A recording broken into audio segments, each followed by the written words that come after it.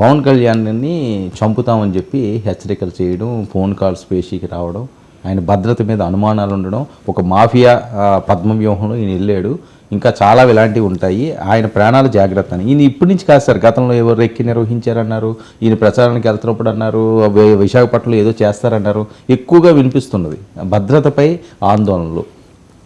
రాజకీయాలలో తర్వాత ముఖ్య పాత్రగా వచ్చిన తర్వాత ఇవన్నీ జరుగుతూ ఇలాంటివి రావడం చాలా సహజము, ఆందోళనకరం కూడా. అదే సమయంలో సనాతన తర్వాత ఈ ప్రపంచంలో కూడా ఇలాంటి ధోరణులు అనేకం ఉన్నాయి.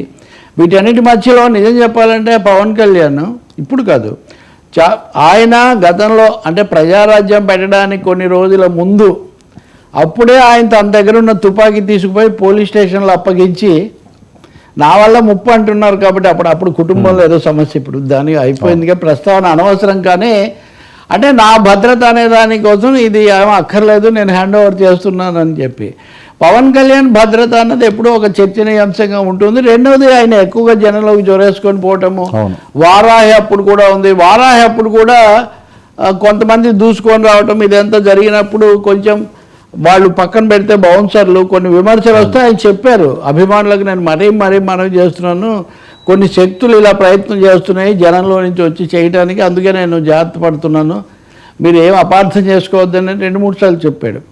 కానీ ఉప ముఖ్యమంత్రి పేషీకి ఫోన్ చేసి మరీ బెదిరించడం, ఇప్పుడు ఆయన మల్లికార్జున పేరు బయటపడింది అంటున్నారు, ఇది తప్పకుండా తీవ్రమైన విషయమే. ఈ ధోరణులు కూడా ఏమాత్రం మంచివి కాదు. ఇలాంటి బెదిరింపులు లేకపోతే ఇలా ఎవరినో హడలగొట్టాలనేటటువంటివి కొన్ని ఘటనలు జరిగాయి దురదృష్టవశాత్తు.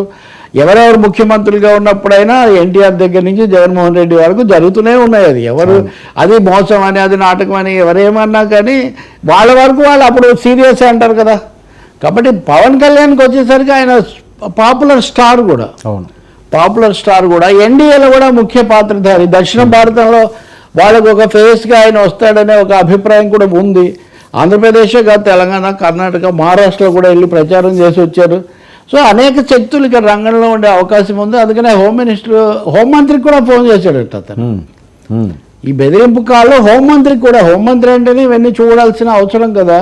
అందువల్ల తప్పకుండా దీని మీద క్షుణ్ణంగా దర్యాప్తు జరిపించాల్సినటువంటి అవసరం ఉంటుంది. ఎక్కడెక్కడ ఏమైనా భద్రతా లోపాలు ఉంటే వాటిని చక్కదిద్దాలి. నేను చెప్పేది ఇంకోటి ఏమో, రాజకీయ పార్టీలు కూడా ఎవరి అధికారం ఎవరు ప్రతిపక్షం అనే దాంతో నిమిత్తం లేకుండా నాయకుల యొక్క వ్యవస్థ యొక్క భద్రత అన్నది ప్రజాస్వామ్య కోణంలో ప్రజల కోణంలో కూడా చాలా అవసరం. పవన్ కళ్యాణ్ కూడా ఆ మేరకు కొంత సినిమా నటుడుగా తనకు అభిమానులను అలరించడం అనే ఒక ఎజెండా కోసం దూసుకుపోయే లక్షణాలు అవి కొన్ని ఉన్నాయి. కాబట్టి కొంచెం వాటిని తగ్గించుకొని ఆ భద్రతా సిబ్బందికి సహకరించటం, ప్రజలకు దూరం అవ్వమని నేను చెప్పను, కానీ ఇలాంటి శక్తులకు అవకాశం లేకుండా. మల్లికార్జున తిరువురా ఏదో అంటున్నారు, ఇప్పుడు విజయవాడ ఒరిజినల్గా.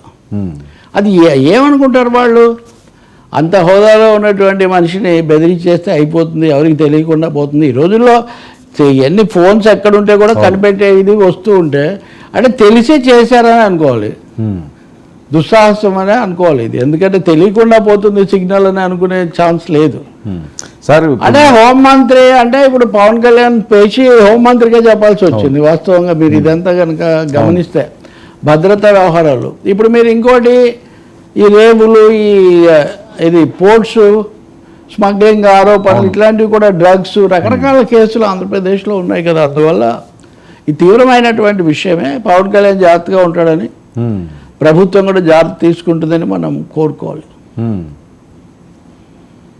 అంటే ఇందులో వేరే హస్తాలు ఉన్నాయంటారా సార్? ఇదేదో ఆకతాయితనంగా తెలియదు, మరి హోంశాఖ ఏమన్నా ప్రకటించిన తర్వాత మనం సార్ దీని మీద కేంద్ర హోంశాఖ ఏమన్నా స్పందించే అవకాశం ఉంటుందా? భద్రత పెంపు అనే అంశంగా అంటే మీరు భాగస్వామి వర్మ గత 4 రోజుల్లో 99 టీవీలో మీరు చూస్తే మీరు కూడా చేశారు.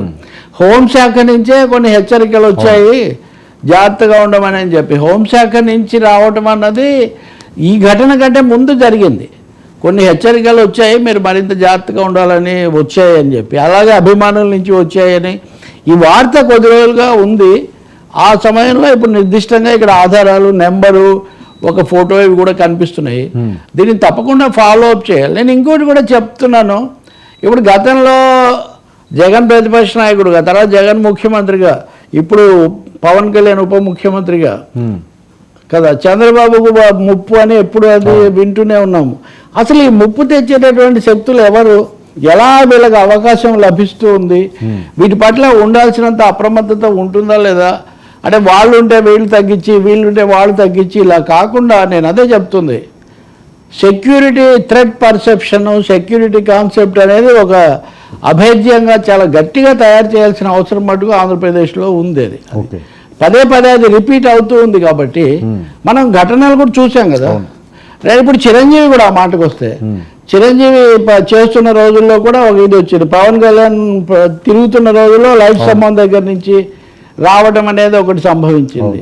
సో ఈ ప్రోటోకాల్ లేదా సెక్యూరిటీ వింగ్ ఏదైతే ఉందో అది మరింత పటిష్టంగా మరింత అప్రమత్తంగా ఉండాల్సిన అవసరం చాలా ఎక్కువగా ఉంది.